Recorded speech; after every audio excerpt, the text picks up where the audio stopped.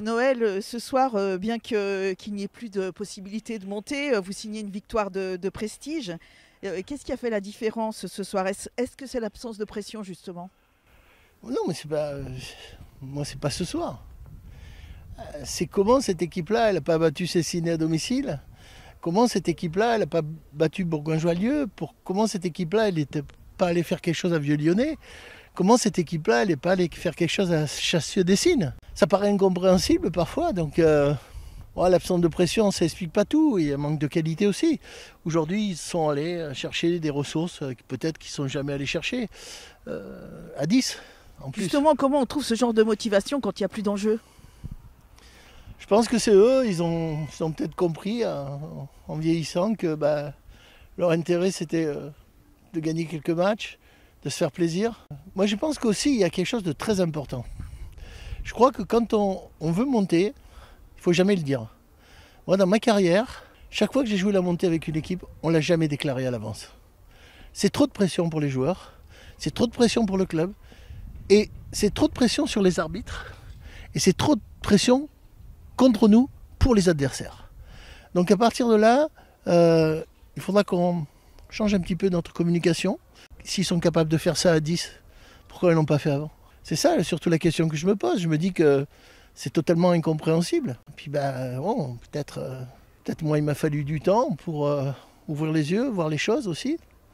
Je suis en train de découvrir des joueurs que je n'avais pas vus. Je suis en train de découvrir des systèmes que je ne pensais pas capable de mettre en place il y a 2 mois. C'est vrai que le terrain de Saint-Didy, ça n'a pas toujours arrangé les choses. C'est une équipe qui est meilleure sur gazon, ça c'est certain. Mais bon, c'est pas tout. On ne peut pas trouver des excuses aujourd'hui. On n'est pas monté parce qu'on était moins bon que Limonest, c'est tout. Et ce soir, qu'est-ce qui vous a particulièrement plu dans cette équipe? La mentalité, je veux dire...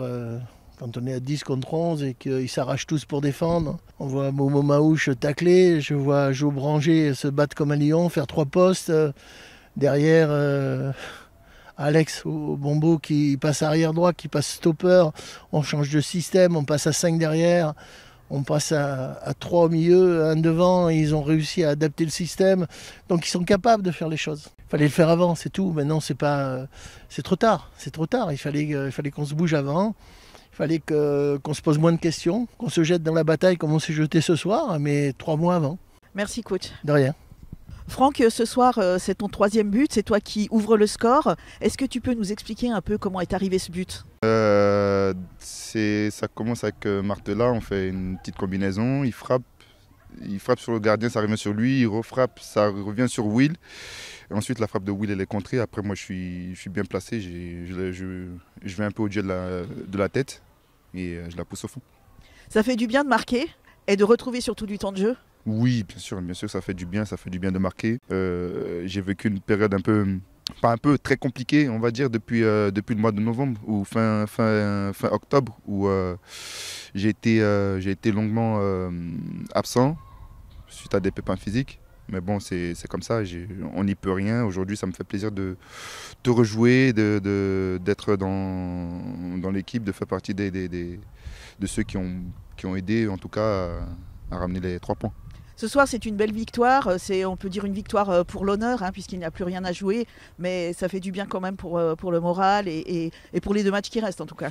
Oui, bien sûr. De toute façon, vous savez, quand on a une équipe de compétiteurs, quel que soit, même si là, on sait qu'on n'a plus rien à jouer, pour nous, pour l'honneur de chacun, on se dit, voilà, c'est des matchs qui sont importants, même si ça ne l'est plus aujourd'hui pour nous, mais voilà, ça reste de gros matchs, de bons matchs en tout cas. Et c'était important pour nous quand même de venir faire quelque chose. Est-ce que tu as des regrets en pensant justement à cette saison? La semaine dernière, on fait un match plutôt très correct contre le leader. Aujourd'hui, on bat le second. Ça peut laisser des regrets sur la saison? Moi, déjà, de mon côté, mon premier regret, c'est de ne pas avoir été là. En tout cas, quand l'équipe avait besoin de moi. Après, c'est pas moi qui l'ai voulu. C'est arrivé, c'est comme ça, mais oui, il y a forcément beaucoup de regrets, on va dire, parce que voilà, on a une équipe qui est capable de jouer au-dessus, qui doit jouer au-dessus en tout cas. Dans un match comme ça, à 10 contre 11, quand on sait qu'il n'y a plus rien à jouer, comment on peut trouver la motivation pour faire une prestation de cette qualité? La motivation, c'est pas, on la trouve pas. Elle est là, elle était là la motivation dès le départ. Et puis on voit que voilà, il y a des faits injustes quand même. Le carton rouge, c'est pas un carton mérité. Et donc tout ça, ça remonte un peu tout un chacun. On se dit que voilà, on a la possibilité de faire quelque chose et puis ça vient tout seul. Merci Franck. Merci. Et félicitations pour ce but. Merci.